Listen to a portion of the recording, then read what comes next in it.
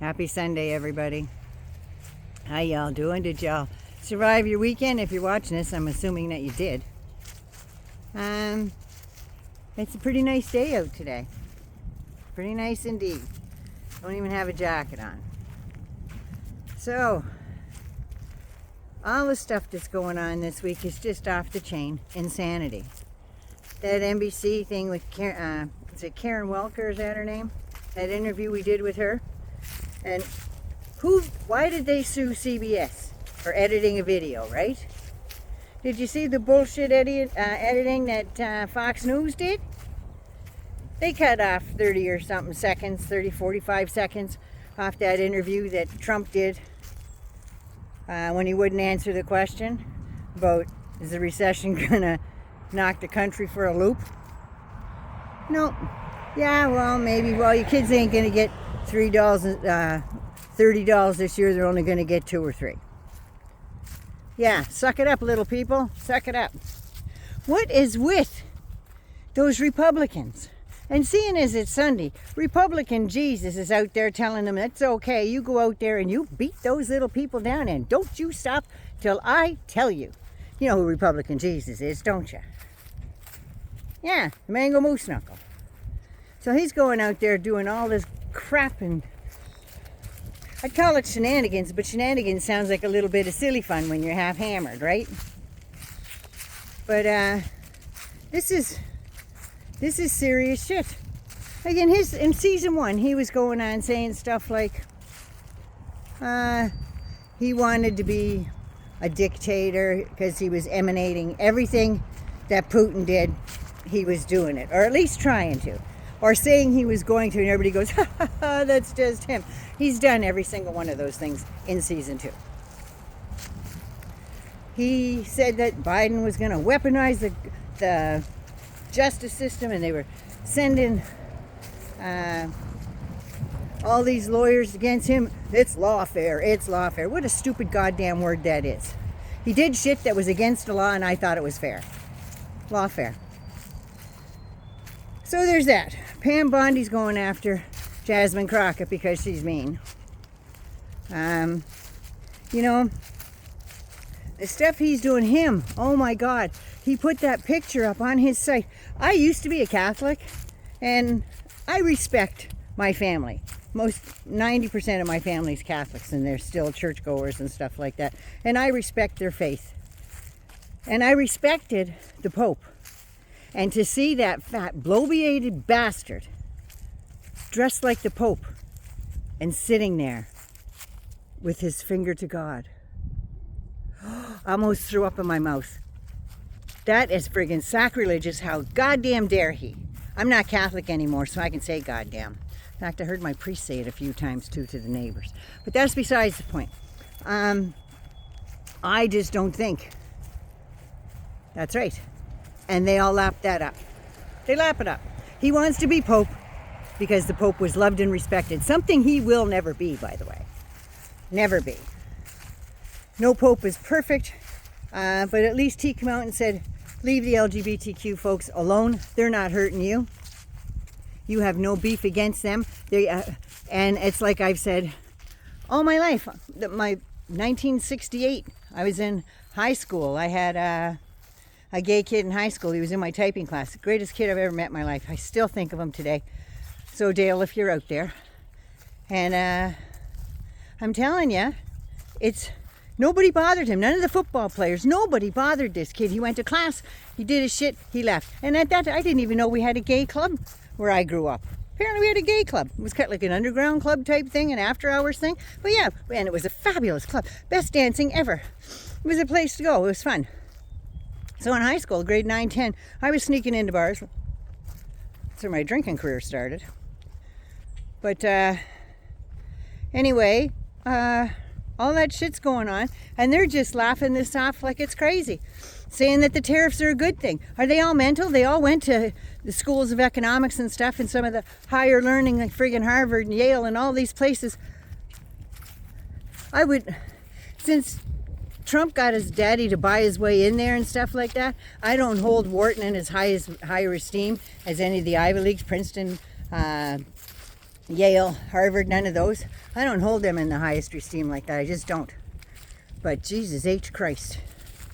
I'm telling you, you're going to believe that asshole who was bankrupted and turned everything to shit. All those buildings they said is frig. The Trump lump saying, my dad built the Seoul skyline in New York. No, he didn't. He slapped his name on a couple buildings that were already built because they paid him for his name, not for his expertise. Not for his expertise. And it was, if you ask me, it was Barnett from The Apprentice that made Donald Trump. Donald Trump didn't do anything on his own. He put him on that show, and everybody goes, oh, look, he's flying in a helicopter. He's got all this power. Look at his fancy house. Yeah, Barnett did that, not Trump. Trump was on his way out back then. So, fuck you, Barnett. Because look what we got now. Look what we got now. You know, if I was in power to change things, one of the first things I would do is I would go to Ukraine and I would talk to Zelensky, because the United States, everybody's turned their back. They're not as powerful as smaller countries like Zelensky want to hope they are. If I had any power whatsoever, I would sit down with Zelensky and I would tell him, don't sign that fucking piece of paper, because it's not worth the paper he wipes his ass on. Because he hasn't held tight to anything. He has not held tight to anything. He's gone back on every word. He's just like Putin. Putin and friggin', yeah. I would not believe that, because you give the mouse a cookie, remember? He's going to want a glass of milk. And if you give him a glass of milk, he's going to want a straw. So now that you signed that rare earth minerals, he's going to want some more. Oh, there's Mr. Naughty in the back putting up our trail cam. And oh, look at this in front. Good morning. Look at your shaggy face rolling in the dirt. Vivi. You know, yeah, the camera's out, so I can't look at anybody. Anyway, there's your little view of Miss Viv today. So yeah, I would tell Zelensky, do not sign that paper.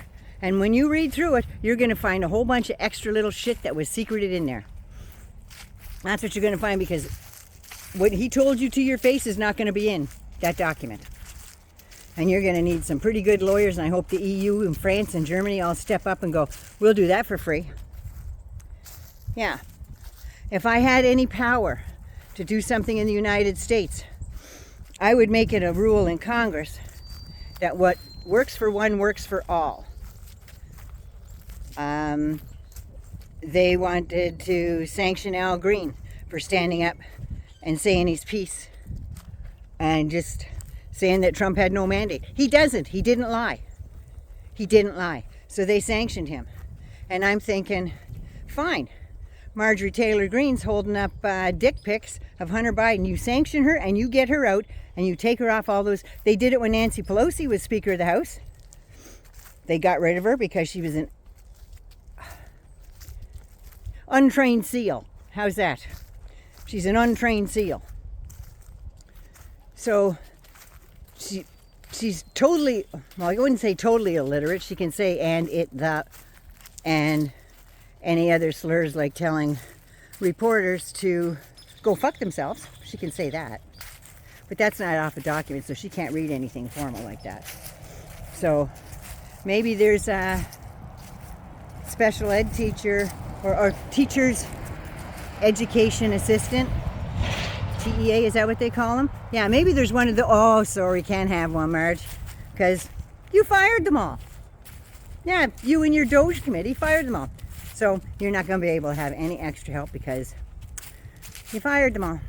And they're going to be pissed at you anyway for what you did in the first place and all the money they lost, so they don't give a shit about you. So yeah, if I was in charge, the same rule would apply to anybody. And I would tell the Supreme Court, if they had a court, and I would say, listen here, you know that shit's wrong. You're doing that to shut him up and get him out of your court. You've been backtracking on everything. Backtrack on that one. That's what I'd tell them. You created that Frankenstein monster, and now you need to dismantle him. You need to dismantle him and his bullshit. Because every time he puts a toe over the line, you open the gate and let him jump through it. Every single time. All you Republican Jesus people that are getting out of church right about now, as soon as that door hits you where the good Lord split you, the knives are back out and you're telling lies about Democrats and even some of your fellow Republicans. But behind the doors, you're telling the Democrats going, oh, Jesus, how do we deal with this asshole? And you get the little phone call just before a vote's coming up, and Trump's on the phone saying, none of you utter a word. Not one of you open your mouth on that floor when you're asked questions. You stay quiet. What'd they do? They all stayed quiet because they have no balls and no spine. They said, I pledge to give you my balls and my spine as soon as this day's over. Yeah, and they did. They lined up to hand over their spines. I think Dr. Frankenstein needs to start handing out spine transplants. Like I said in another video. This shit's just gone way too far, I'm telling you. But him sitting on the throne as the Pope made me sick to my stomach. And not to mention all this immigration stuff. There is somebody out there, and these kids in the military are told you do not follow an illegal order. Yet, both Abbott and Trump are sending tens of thousands of active duty troops to arrest, detain, and deport U.S. citizens because they're not getting due process. They don't know if they're citizens or not. Much do they care. They don't care. So anyway, that is my rant for today. So if I was in charge and able to do any good in our governments, ours included, I would just tell them, I'm sorry, you lost your race. Nobody has to step down for you so you can squeeze in the door, Polyev. Nobody should have to leave their race when this kid was 6 months shy of getting a full pension from the government while he's got small children at home. And he's not even batting an eye. It's like, yep, pack your shit, get out, I'm coming. He doesn't even live in the province of Alberta. He lives in Ottawa. His riding is in Carleton. So I think that would be a rule that I would change. You just can't stomp in there and take over somebody else's territory. And that should go for everybody, both parties, conservative and liberals, because the liberals have done it too. And I think that's bullshit. Some guy wins a seat, now he has to step down so you can put your buddy in there. That's horseshit. That is horseshit. And it happened right up here in my riding, as a matter of fact. But that's another story for another day. So anyway, Naughty Nana loves you. You be good, you be safe, and you, please, take care of you first so you can take care of somebody else. I love you so much, and yes, I had to have my hat on because my cancerous cells are acting up on my face. So anyway, take care of you. I love you. Don't forget to subscribe. Oh, newcomers, welcome, welcome, welcome. Mwah. Hangers on. Mwah. You're always there for me, and I always appreciate it. Hey, Paul and Mary Pat, if you're out there, I love you. I'll call you later today. Take care of you. Bye-bye. I can't get it to turn off. It's like one of those things, you just can't get enough of me, right? Oh, sweet Jesus. I love you all.